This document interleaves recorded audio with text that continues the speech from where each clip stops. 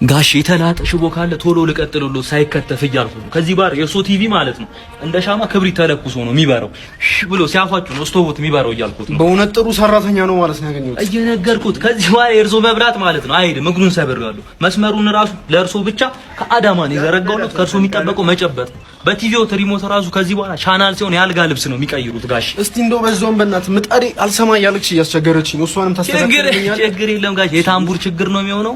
አስተካክልሎትና እንድትሰማ አይደለም እንድታዳምጥ አረጋታል። ከዛ የሚጋገረው እንጀራ ራሱ አይን ብቻ ሳይሆን አፍንጫ ማፍም ይኖረዋል። ከዛ አፋልኝ ብሎ ደግሞ እንጀራው ራሱን እንዳይበላ ጥርሱን በፒንሳ ነቅልለታለሁ ማለት ነው። እንደምርቃት ደግሞ ማለት ነው ቡና መፍጫ ካሉት ቡና መፍጮት ላይ ራዳር ገጥምሎትና ቡና እየፈጨ ቡና የት ሀገር እንደሆነ ይነግሮታል። ጋር ተባረክ የኔ ልጅ ተባረክ ሰማኝ አሳድገውኝ እኔ በርሜሎት ሲሰካን የውሃ እንዲሞላ ማድረግ ይችላሉ።